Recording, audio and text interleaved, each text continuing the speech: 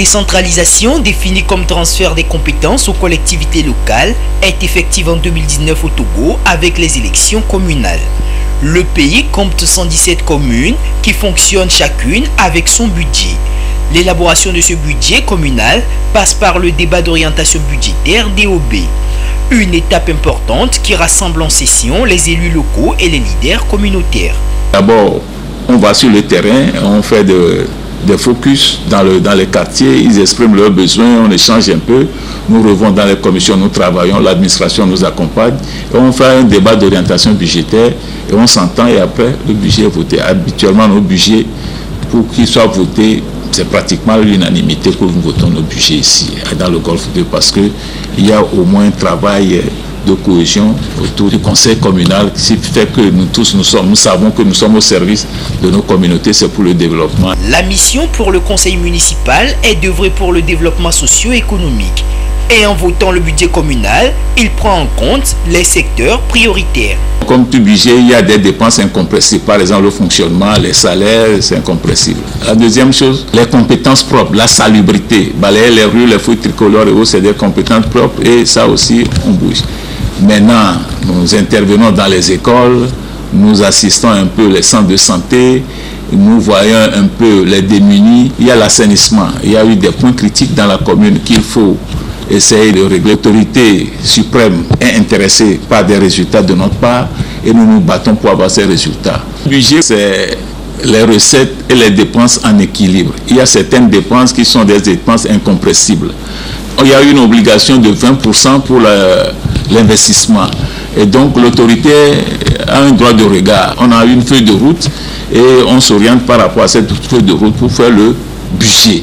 Et quand on finit le budget, il va au contrôle pour l'approbation. Nous avons cette chance depuis que nous sommes là, parce que dans les commissions spécialisées, notre administration, je peux dire qu'on est un peu à la hauteur. C'est pour ça que chaque fois quand notre budget passe au contrôle de l'égalité, il revient toujours avec le feu vert. 3 ans déjà que les élus locaux ont pris fonction. Ils ont bénéficié du soutien financier du gouvernement à travers le fonds d'appui aux collectivités territoriales FACT créé en 2020. Les jeunes communes comptent toujours sur l'accompagnement du gouvernement. Nous sommes tous conscients que pour nous c'est le développement. Nous avons eu l'accompagnement de l'autorité, même si ce n'est pas suffisant. C'est comme l'amour. On veut encore davantage que l'autorité nous accompagne, nous transfère beaucoup plus de moyens pour accomplir la mission. Nous avons réussi à mettre en place, notre PDC sera adopté définitivement. C'est un grand pas. Le PDC, c'est la boussole. Et l'ambition, c'est de faire de notre commune une plateforme commerciale sous-régionale de qualité. Il y a le défi de la salubrité, de l'incivisme, de l'insécurité que nous essayons de relever. Nous commençons une grande campagne de sensibilisation sur le civisme fiscal, sur la salubrité, sur le désencombrement. L'autorité, en faisant la décentralisation, s'est fixé une obligation de résultat.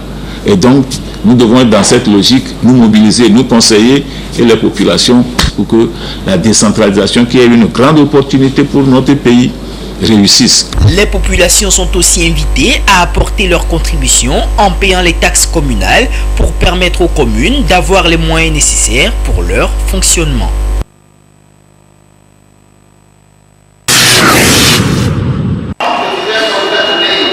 Les nommés Yaovi Gozo et Agbessi Adom sont poursuivis et inculpés respectivement pour interruption volontaire de grossesse aggravée et complicité d'interruption volontaire de grossesse. Ces infractions criminelles ont fait objet d'une audience ce jeudi pour le compte de la Cour d'assises 2022.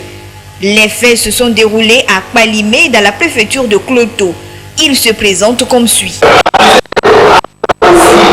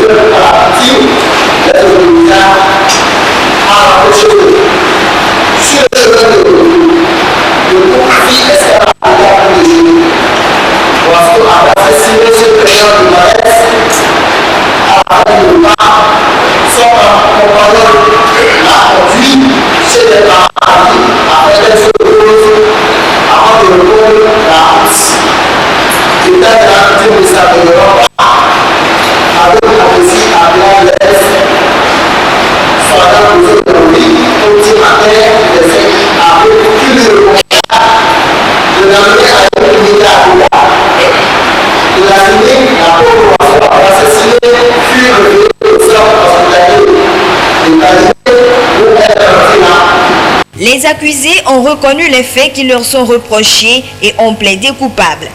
Après les auditions, l'avocat général du ministère public a, dans son réquisitoire, rappelé les dispositions juridiques togolaises sur le cas d'avortement. Les dispositions de la commission de la explicite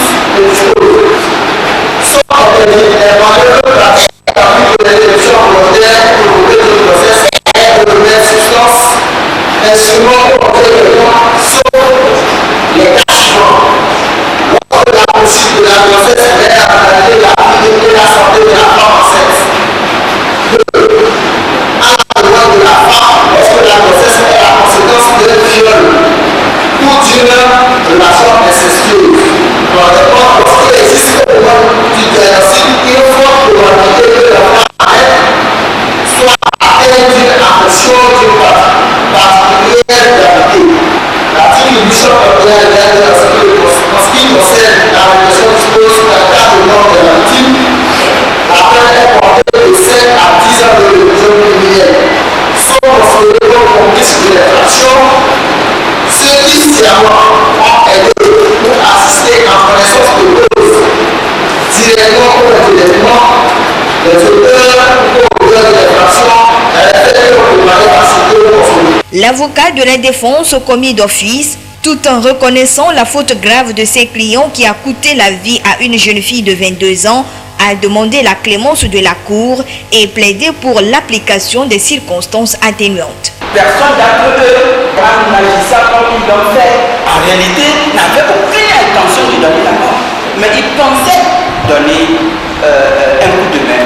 C'est ce qui a joué en faveur des accusés lors de la délibération de la Cour. Vu les articles 36, 37, 48, 51, 830, 831 alinéa 2, condamne l'accusé Gozo Yaovi à 36 mois de réclusion criminelle, à Dom Agbessi à 30 mois de réclusion criminelle.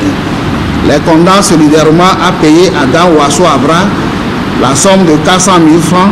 Le sort des accusés est désormais fixé. Pour rappel, l'avortement au Togo est interdit et puni par la loi, sauf dans des cas exceptionnels.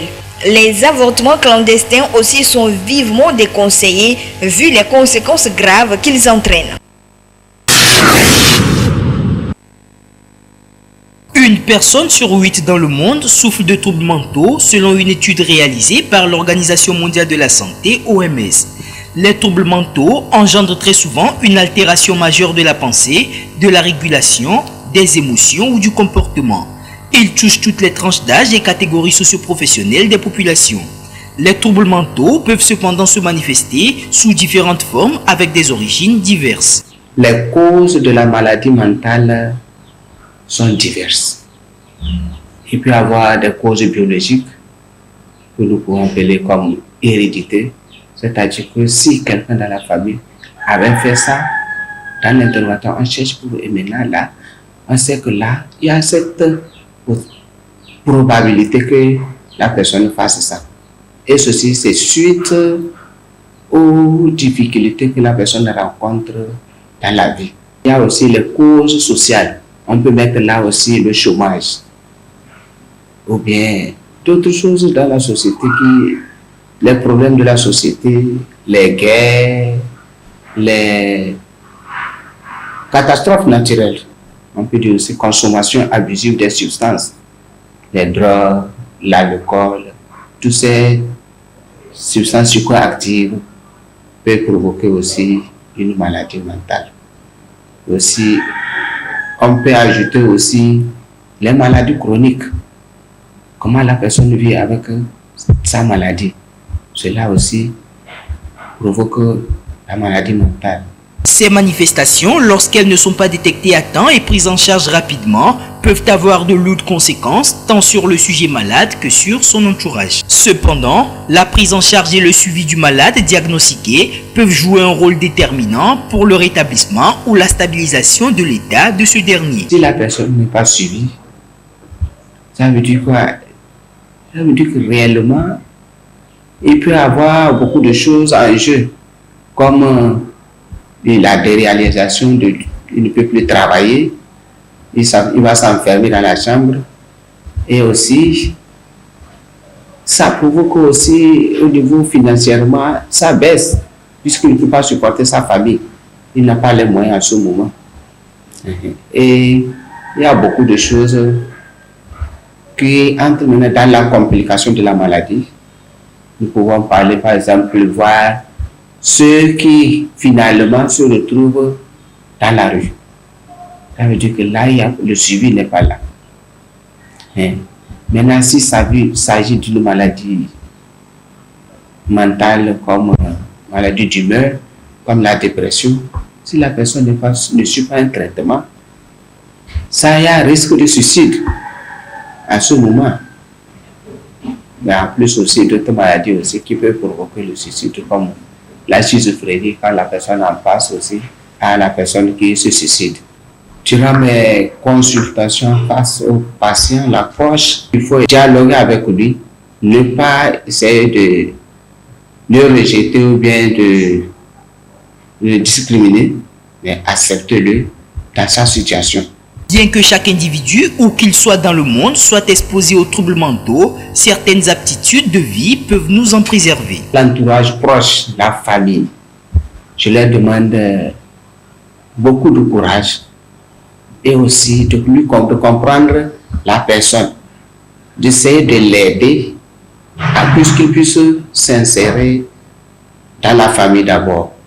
Parce qu'une fois qu'on est là, qu'on ne le considère pas en famille, il se sent rejeté et de temps en temps, la maladie survient. Que tout le monde essaie de comprendre ce que c'est que la maladie mentale. Ce n'est pas une maladie qui provient d'un sorcier ou bien quelque chose, mais c'est une maladie qui peut être guérie, traitée et aussi que chacun de nous peut l'avoir. Donc, à nous de faire effort pour les accepter et faire marche avec eux, les encourager dans leur situation. Aux gouvernants, je pense qu'il y a déjà des efforts qui sont en train de se faire. Il faut qu'ils continuent aussi à essayer de plus mettre l'accent aussi sur la consommation des substances pour essayer de ralentir ces choses-là, pour que les jeunes aussi, c'est un temps où les jeunes s'adonnent beaucoup à ces choses-là, qu'ils puissent aussi réduire la consommation. Et aussi au niveau des molécules que les malades mentaux consomment, on puisse essayer de voir de quelle manière on peut les aider pour qu'ils puissent les avoir aisément. Dans les pays en voie de développement, en Afrique notamment, la majorité des personnes qui souffrent de troubles mentaux n'a pas accès à des soins de qualité.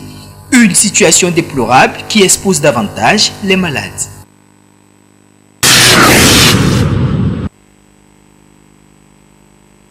La gingivite ou le saignement de la gencive touche plus de la moitié de la population française et est responsable en majeure partie de la perte des dents selon une étude de l'Union française pour la santé bucco-dentaire.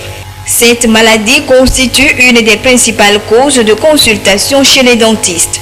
Elle est causée par le manque d'hygiène bucco-dentaire qui engendre le dépôt de la plaque dentaire. Quand nous mangeons, Et même parfois, nous brossons les dents le matin et le soir, mais peut-être le brossage n'est pas bien fait. Donc, il y a un dépôt alimentaire qui reste en bas des dents. Et dans ce dépôt-là, il y a des bactéries qui s'infiltrent et qui restent là-bas. Ce sont des microbes. Et avec le temps, cette plaque dentaire se durcit, devient un peu plus dure et forme en bas des dents ce que nous appelons les dépôts de tartre. Et dans ces dépôts de tartre, les bactéries maintenant s'infiltrent dans la gencive. Et la gencive se décolle un peu de la dent. Et maintenant, il y a l'espace est laissé. Et donc, les microbes là s'infiltrent et continuent à pénétrer à l'intérieur de la gencive. Ce qui amène l'infection au niveau de la gencive, cela emmène l'inflammation et le saignement. Par exemple, les changements hormonaux chez les femmes amènent aussi des problèmes de saignement de gencive. Chez la femme ménopausée, on peut observer ce phénomène. On peut observer ce phénomène de saignement de gencive chez quelqu'un qui a un appareil dentaire dans la bouche. L'appareil dentaire n'est pas très bien adapté. Et si rien n'est fait, les complications peuvent entraîner la destruction des tissus buccaux suivie de l'inflammation chronique. D'où la nécessité de suivre un traitement adéquat dès les premiers signes cliniques. Il faut que le détartrage soit fait. Enlèvement de la plaque dentaire. S'il y a des caries dans la bouche qui ne sont pas traitées, c'est l'occasion de les traiter. S'il y a des appareils dentaires dans la bouche qui sont mal adaptés ou bien qui sont vieux, c'est l'opportunité, l'occasion de les changer. Et une fois qu'on a fait cela, souvent les soucis de saignement cessent.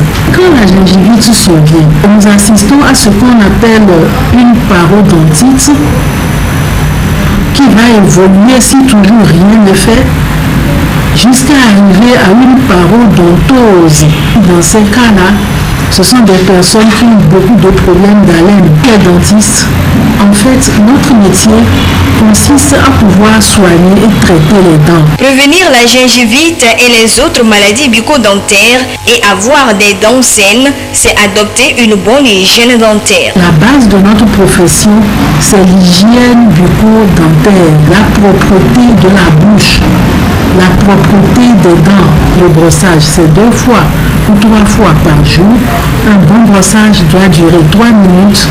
Nous devons changer la brosse à dents tous les 3 mois. Les bâtonnets cure-dents, nous ne refusons pas cela. Ne pas utiliser les dents pour ouvrir les bouteilles, pour casser des choses très dures. Et même après le brossage, utiliser ce qu'on appelle le fil dentaire. Ça existe. Utiliser brossette et après nous rincer la bouche. Parfois, nous conseillons à nos patients d'utiliser des bains de bouche. Ce sont des antiseptiques. Aujourd'hui, il nous est demandé d'utiliser beaucoup les plantes. Nous avons les clous de girofle à notre portée. Les clous de girofle vraiment contiennent beaucoup d'ingrédients qui pourraient nous aider dans les cas de gingivite. De plus, les patients sont invités à éviter l'automédication et à consulter les dentistes au besoin.